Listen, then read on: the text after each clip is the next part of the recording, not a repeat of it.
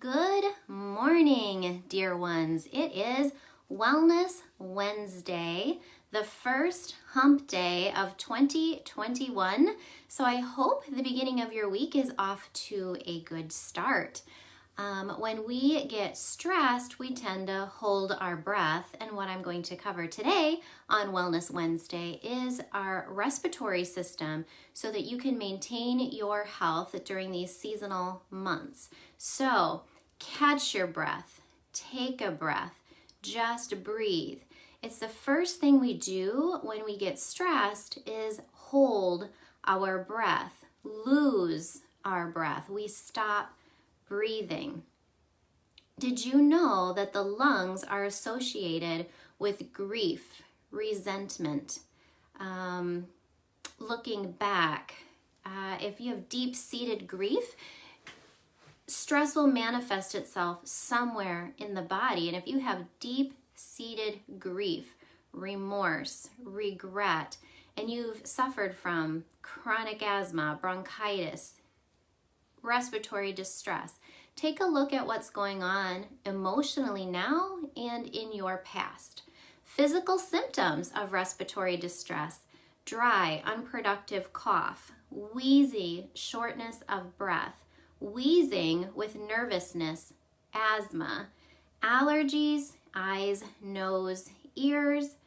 Did you know you can rebuild the lungs? There's respiratory therapy, and there's herbs that help build up the parts of the respiratory system: the nose, the sinuses, the throat, the trachea, the bronchial tree, and the lungs. Good morning, Erica. Can all be supported, and you can improve the function of the parts of the respiratory system with herbs. So let me get into a little history on the respiratory system and also some concerns that people have so you can identify what is going on with your body and take the steps to heal yourself. This is straight out of my Certified Herbalist Program, big old Bible. Breathing entails the movement of air from outside the body into the bronchial tree and alveoli, followed by a reversal of this air movement. These actions are called inhalation and exhalation. In the process of inspiration, motor impulses travel from the respiratory center to the diaphragm and external intercostal muscles, which contract and cause the lungs to expand. This stimulates stretch receptors to send inhibiting impulses to the respiratory center. This is how we breathe. Did you know that findings resulting from a 5,200 personal clinical study group observed over a 30-year span showed that pulmonary function measurement is an indicator of general health and vigor and literally the primary measure of potential lifespan? You cannot survive if you cannot breathe. They studied this heavily, and it is an indicator of how long you're going to live, how healthy your respiratory system is. Did you know that the average person reaches peak respiratory function and lung capacity in their mid-20s? So the best your lungs are going to be is in your mid-20s. Then they begin to lose respiratory capacity between 9 and 25% for every decade of life. So unless you are doing something to maintain or improve your breathing capacity, it will decline, and with it, your general health, your life expectancy, and for that matter, your spirit too. Your organs and your emotions are all connected, and you have to start thinking this way, that your whole body, your whole holistic body, mind, spirit, start thinking this way. Did you know that given an optimal diet, the respiratory system should be responsible for eliminating 70% of your metabolic waste? The remainder should be eliminated through going to the bathroom, number 2, urination, and perspiration. So if you think that going to the bathroom every day is important, or that working up a good sweat now and then is healthy, think again about the value of full, free, optimal breathing. getting rid of toxins. That system has to be functioning well. Did you know that most people have unhealthy breathing habits? They hold their breath or breathe high in the chest or in a shallow, irregular manner. These patterns have been unconsciously adopted, accidentally formed, or emotionally impressed. Certain typical breathing patterns actually trigger physiological stress and anxiety reactions. Good morning, Terry. Okay, so you breathe too quick, you breathe too shallow, your shoulders are attached to your ears. I teach people to breathe, to square their breathing. Inhale for 4 seconds, hold for 4 seconds, exhale for 4 seconds, rest for 4 seconds, and start again. Inhaling through the nose, holding, exhaling through the mouth, resting. Do it again. It is a practice to learn how to breathe. And it's very helpful when you get distressed to be able to know how to breathe. It's very beneficial when you're working out to know how to breathe. Once you get the hang of it, it will change your life. Let's talk about a few concerns that people have so you can help yourself and others. Bronchial asthma, commonly caused by allergic reactions to foreign substances in the respiratory tract, causing the cell lining the respiratory tract to excrete large amounts of mucus and the smooth muscles in these tubes to contract.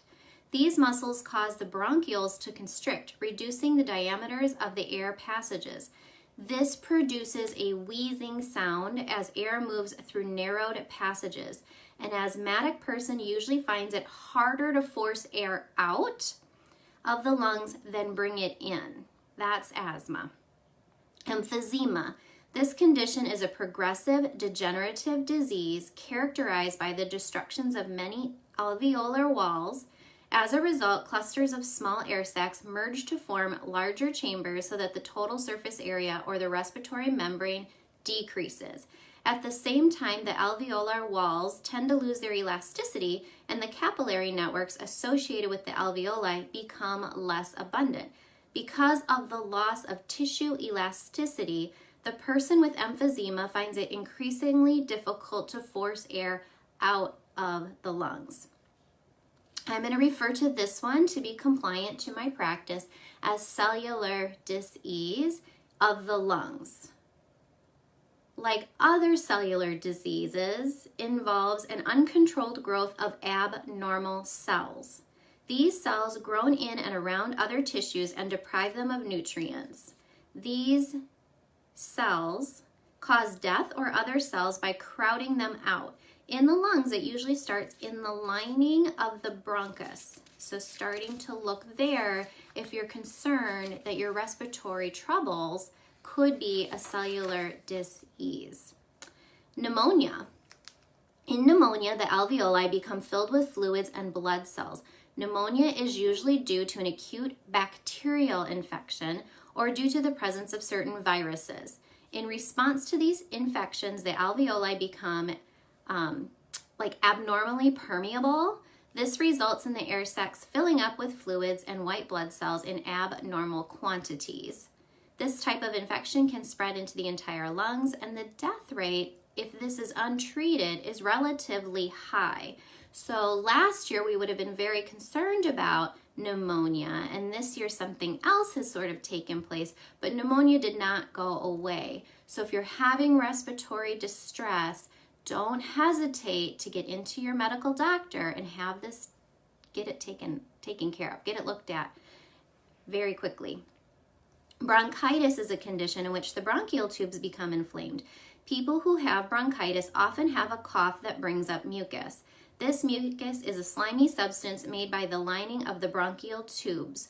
Bronchitis also may cause wheezing, chest pain or discomfort, a low fever, and shortness of breath. That's the symptoms that I would really be looking at during these times when things are a little confusing. On when you start to have a symptom of any kind, you're not sure if it's cold, flu, a virus that is going around, strep throat, bronchitis. But that's what I would look for when I'm concerned about my respiratory system, is the chest pain, the low fever, the shortness of breath.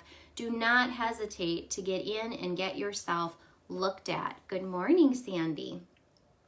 So, having said all of that, your respiratory system is very important to handle both stress, to be able to eliminate toxins from your body, and to keep you breathing efficiently.